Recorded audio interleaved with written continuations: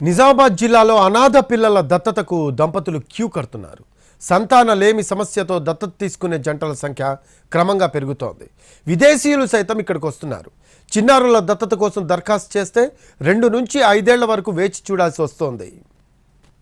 నిజామాబాద్ జిల్లాలో అనాథ పిల్లల దత్తత కోసం దరఖాస్తు చేసుకుంటున్న వారి సంఖ్య క్రమంగా పెరుగుతోంది. అబ్బాయిల కన్నా అమ్మాయిల్ని దత్తత తీసుకునే వాళ్ల సంఖ్య గతంతో పోలిస్తే రెట్టింపైంది. ఇందూరు వాసులే కాదు, విదేశీ జంటలు సైతం అమ్మాయిల కోసం దరఖాస్తులు చేసుకుంటున్నారు. సంతాన లేని సమస్యతో దంపతులు పిల్లల దత్తత కోసం క్యూ కడుతున్నారు. నిజామాబాద్ జిల్లా కేంద్రంలో 2010లో శిశుగృహను ఏర్పాటు చేశారు. ఈ శిశుగృహలో నవజాత శిశువు నుంచి 6 ఏళ్ల పిల్లల వరకు పునరావాసం కల్పిస్తున్నారు.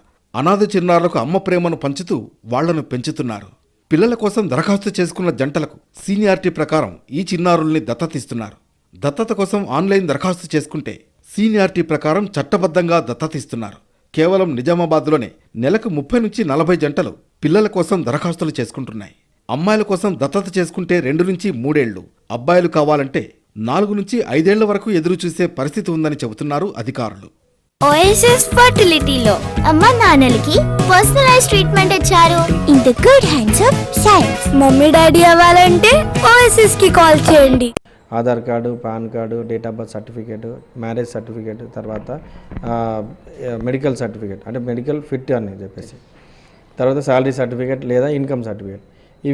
ఈ సర్టిఫికేట్లతోటి మనము ఆన్లైన్లో అప్లై చేయాలి. ఒక జాయింట్ ఫోటో పెట్టి ఆన్లైన్లో అప్లై చేయాలి. వాళ్ళ ఏజ్ ప్రకారము అంటే ఎవరైతే అప్లై చేస్తున్నారో భార్యాభర్తలు వాళ్ళ యొక్క ఏజ్ ప్రకారము చైల్డ్ రెఫరల్ అనేది ఉంటుంది.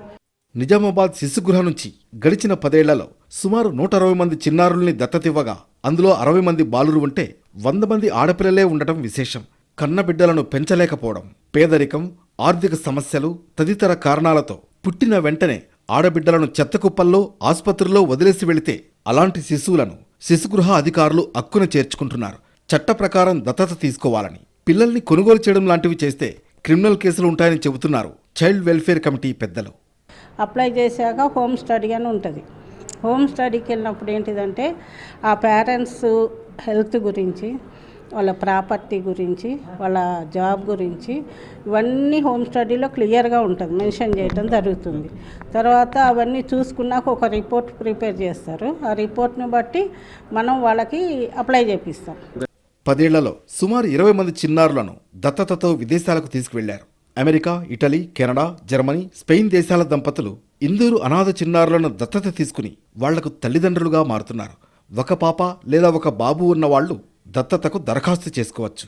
ఒంటరి పురుషులు, మహిళలు సైతం అర్హులే.